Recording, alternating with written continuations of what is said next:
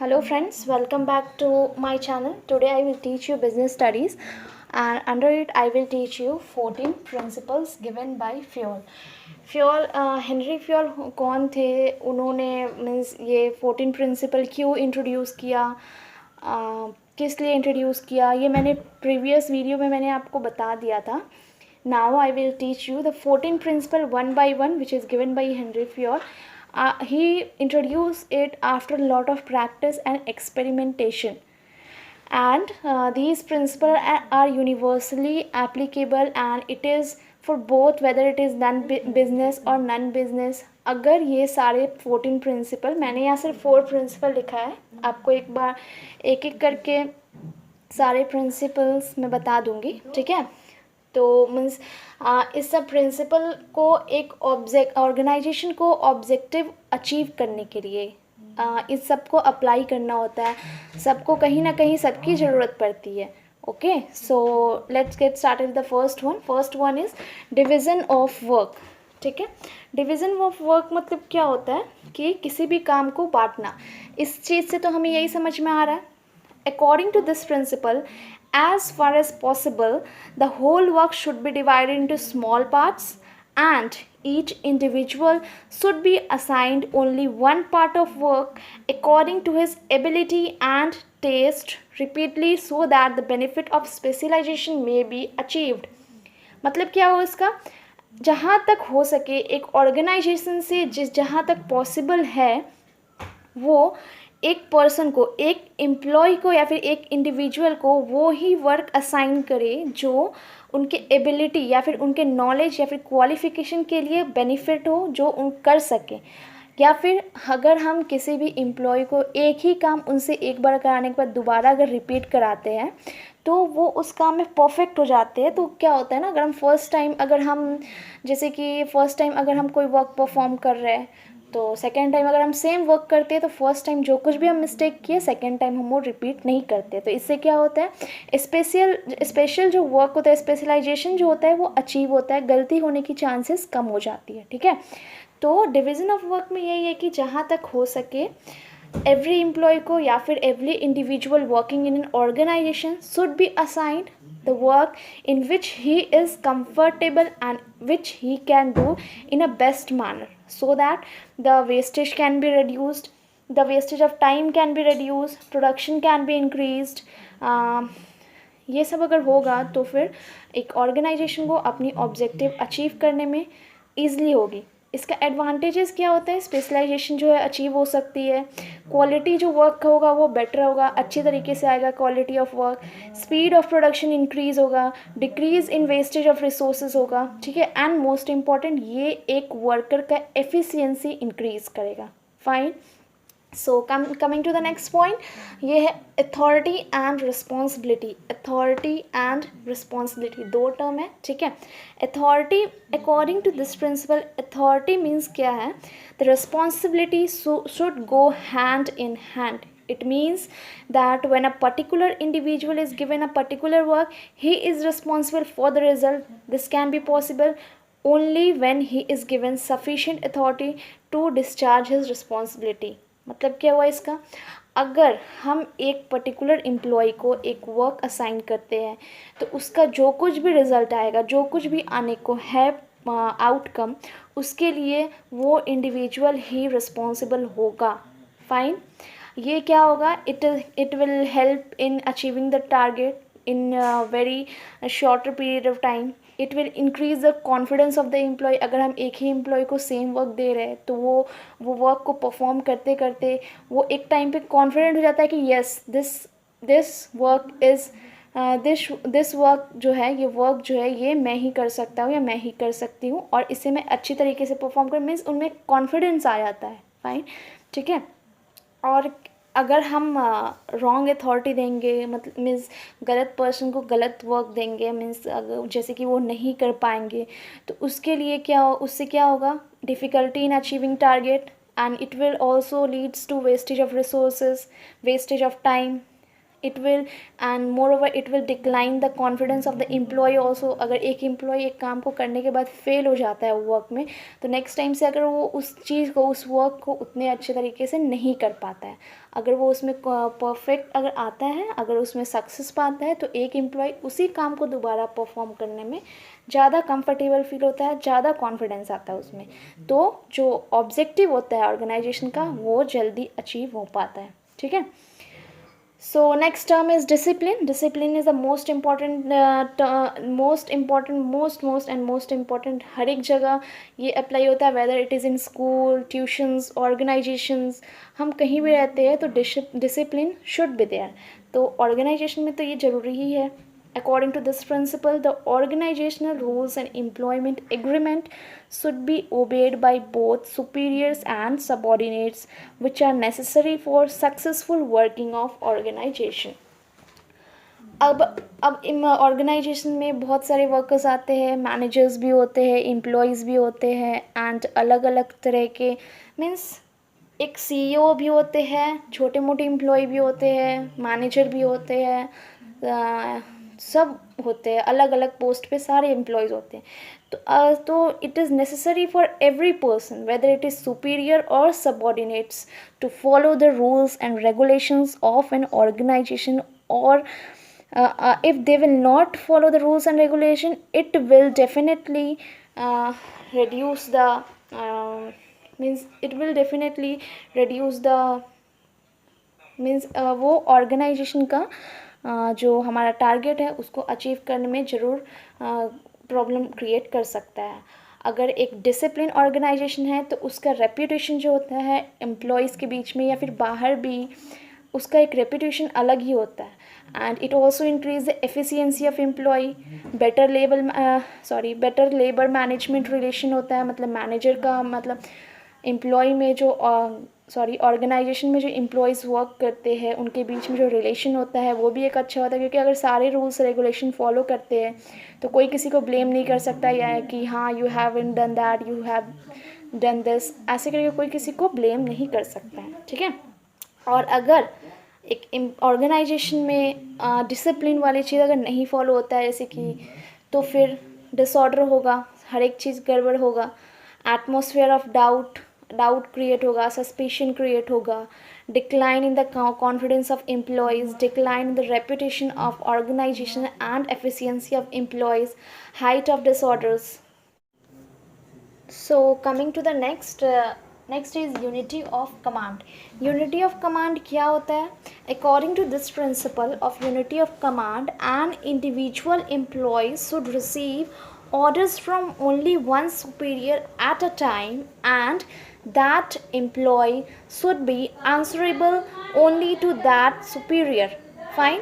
इसका मतलब क्या होता है कि अगर एक इंडिविजुअल एम्प्लॉय रिसीव किया किसी से ऑर्डर, एक एम्प्लॉय रिसीव किया ऑर्डर मैनेजर से, ठीक है, तो उस एम्प्लॉय को रिपोर्ट उसी मैनेजर को, सेम मैनेजर को करना है। जैसे कि मैंने यहाँ दो डायग्राम बनाया है, let's see the first one. M1 means manager and S1 subordinate 1, 2 and 3। Manager जो है इनको वर्क दिया,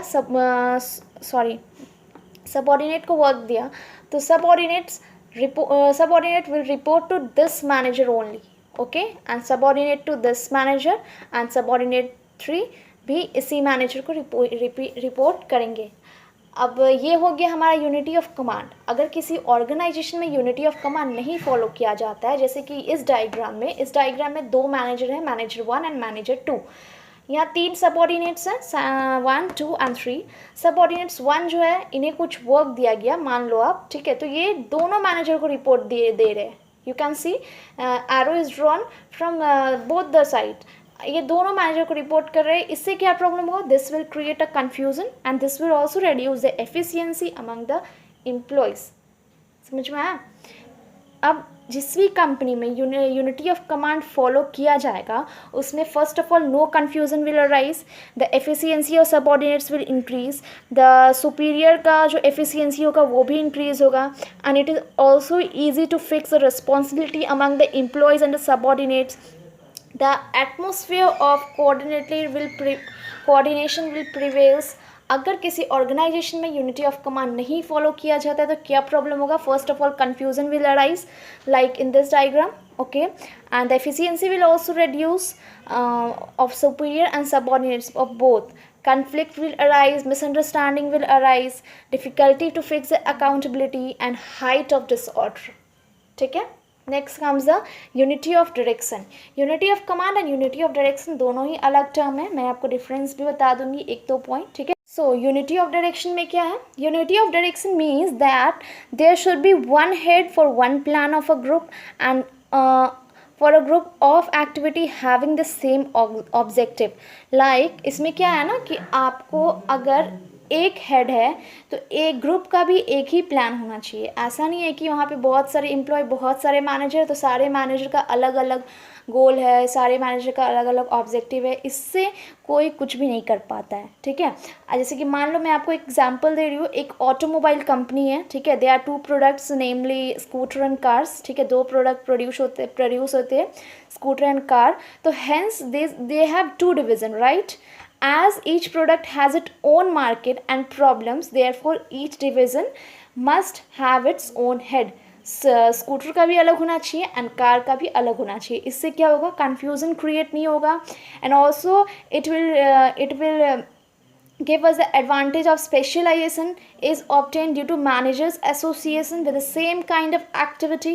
It will increase the efficiency of organization. It will be easy to achieve the objective within the limited period of time. It will help in coordination due to the unity in activities. And अगर कोई company unity of direction नहीं follow करते, जैसे कि scooter and car produce हो रहा था, जैसे कि मैंने एग्जांपल दिया, तो स्कूटर एंड कार का दोनों एक ही पर्सन हैंडल कर रहे हैं, तो this will create confusion, this will create misunderstanding between the employee, it will decrease the efficiency of organization, it will also leads to difficulty in achieving the objective and the specialization will not be achieved.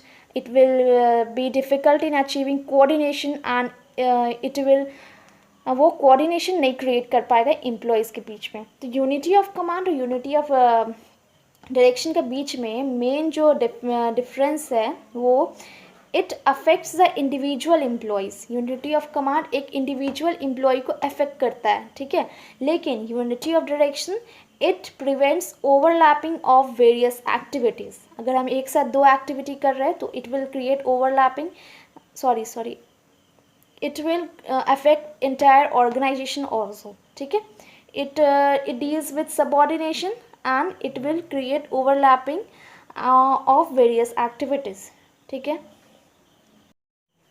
now the next one is subordination of individual to general interest. इसका मतलब क्या होता है? According to this principle, the interest of an organization should take priority. Means priority में किसे हम रखेंगे? Organization का इंटरेस्ट को over than the interest of one individual employee. ठीक है, इससे क्या होगा? पॉजिटिव इसका हम लोग को प्लस पॉइंट क्या होगा? Everybody profits is in the profit of a company. एक इंडिविजुअल प्रॉफिट नहीं देखेंगे तो सारे एम्प्लॉय अच्छे से वर्क करेंगे, ताकि अगर ऑर्गेनाइजेशन का ऑब्जेक्टिव अचीव होगा, प्रॉफिट अचीव होगा, देन ओनली सारे एम्प्लॉय को प्रॉफिट मिलेंगे. नेक्स्ट कम्स ऑर्गेनाइजेशन ऑब्जेक्टिव और ऑब्टेन. सारे एम्प्लॉय एक ही चीज़ पे वर्क करेंगे, सारे एम्प्लॉय ऑर्गेनाइजेशन के ऑब्जेक्टिव अचीव करने वर्क करेंगे. Coordination between the individual and organizational objective, observing humanity. And अगर इस चीज़ को नहीं किया जाए तो ह्यूमैनिटी हट जाएगा, जेलेसी इंक्रीज होगा कि नहीं वो मुझसे ज़्यादा प्रॉफिट कमा रहा है, उसे मुझसे ज़्यादा प्रॉफिट अर्न हो रही है, मुझे उससे कम हो रही है. और it will also leads to decrease in coordination between individual and organizational objective. Next comes the remuneration to employees. Remuneration to employees means that the employee should be paid fair remuneration which should give them at least reasonable standard of living. एक employ एक organisation में क्यों work करता है, ताकि वो अपने standard of living को इंक्रीज़ कर सके, अच्छे खासे पैसे कमा सके और अच्छी खासी ज़िंदगी जी सके। तो एम्प्लॉयज़ को अच्छी खासी रेम्यूनरेशन, सैलरीज, वेजेस प्रोवाइड करना चाहिए ताकि वो खुश होकर, मोटिवेट होकर वर्क कर सके। It will increase the encouragement and satisfaction of employees. It will develop the spirit of dedication among the employees. It will decline the labor turnover rate. And अगर रेम्यूनरेशन अच्छी तरीके से नहीं प्रोवाइड की जाती है तो it will decrease the encouragement and satisfaction of the employees. Encouragement होगा, उन लोग डिसऑनेस्टी करने को चाहेंगे। It will increase the labour turnover ratio. Centralization and decentralization क्या है? This, according to this principle, the superior should adopt the effective centralization instead of complete centralization and complete decentralization। मतलब इसका क्या हुआ? इसका एक एग्जांपल मैं आपको बता दे रही हूँ, ठीक है, आप इसे समझ जाओगे।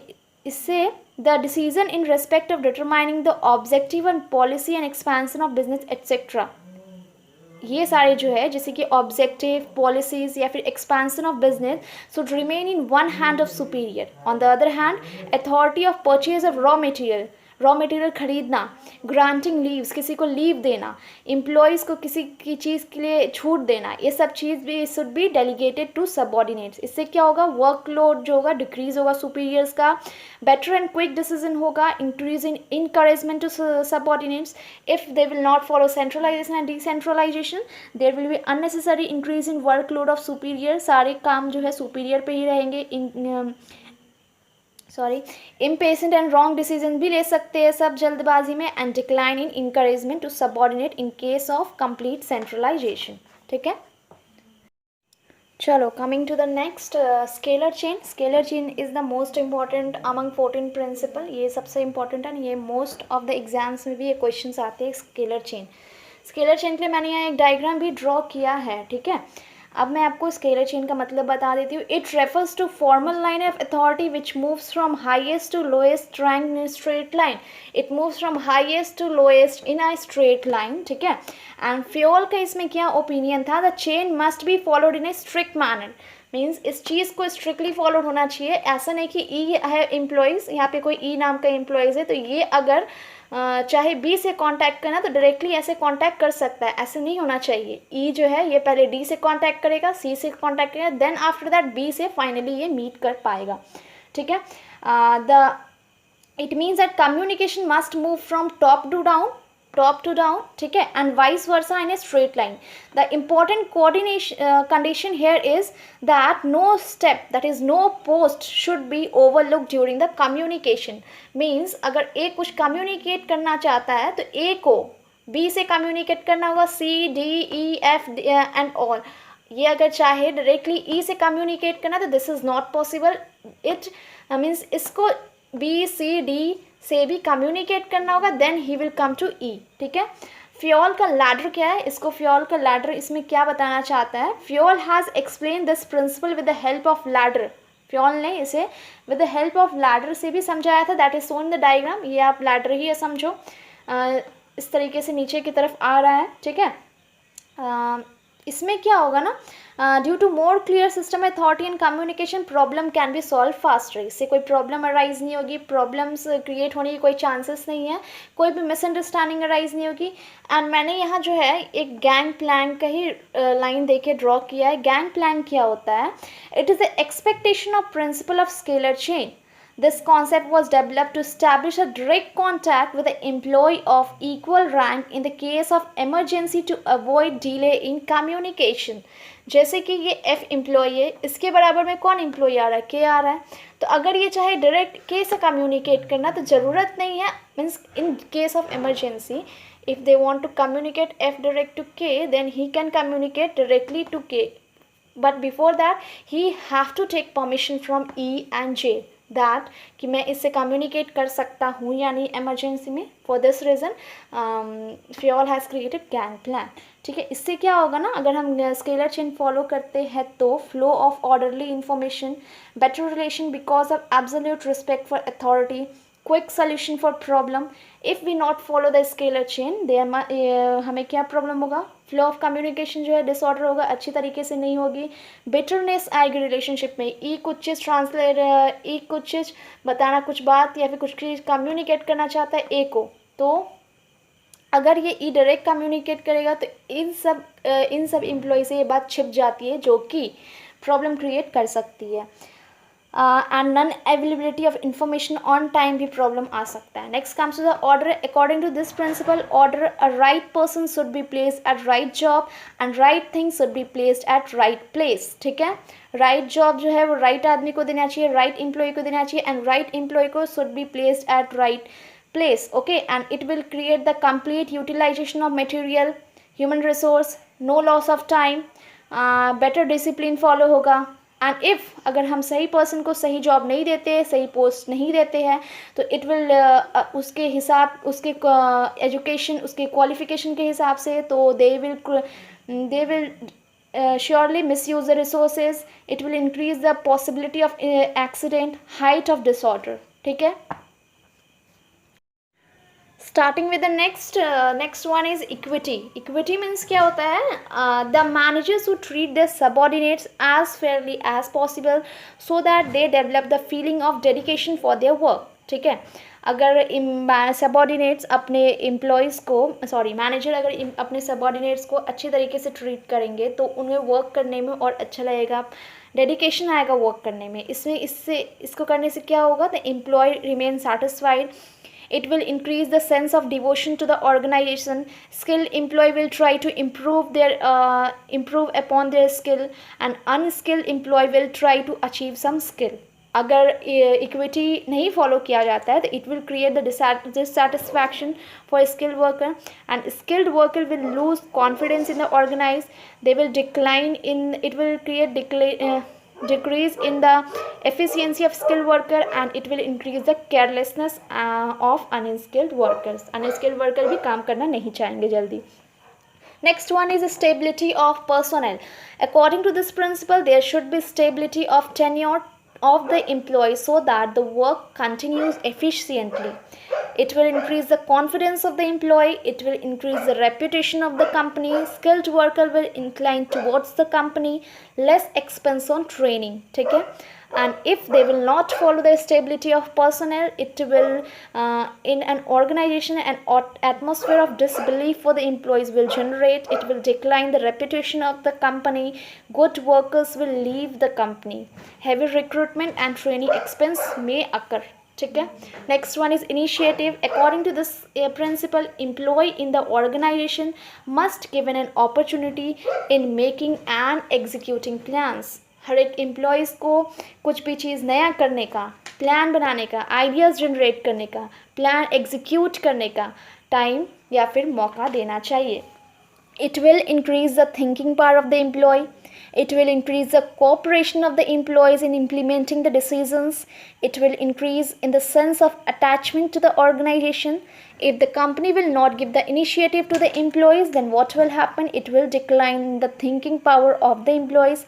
An atmosphere of non-cooperation will increase, decline in the employees' attachment of the company। Fine. Next and last one is spirit they crops.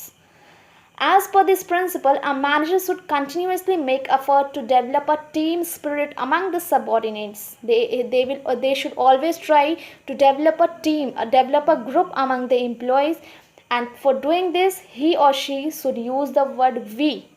They should use the word we instead of what? Instead of I। Means I जो use करते हैं, means मैं की जगह उन्हें हम word use करना चाहिए। उससे क्या होगा ना, सारे एम्प्लॉयज़ हर एक चीज़ को अपने पे लेके वर्क को अच्छी तरीके से परफॉर्म करेंगे। If they will use the word we instead of I, it will create during the conversation with the subordinates, it will create the motivation of doing the work. It will also help the subordinates to achieve the objective within the time, and most important, it will create a sweet relationship between them। okay, अगर वो हर जगह मैं करके बात करते हैं, हम की जगह मैं यूज़ करते हैं, तो it will create a difficulty in achieving the objective, bitterness may become may bitterness may come, ego may come, it will kill the team spirit. Okay, so I hope you understand the 14 principle given by Fayol. इन सब चीज़ का conclusion क्या आता है मैं बता दे रही हूँ. Fayol has pointed out that since management is related to human being, nothing can be said with a sense of finality. What principles are to be applied at what time, in what situation, and to what degree, it all depends on experience, efficiency, and decision-making power of manager. Thus, the principle advocated by Fayol has an element of flexibility. Thank you for watching my video. Please do like and subscribe. Thanks again.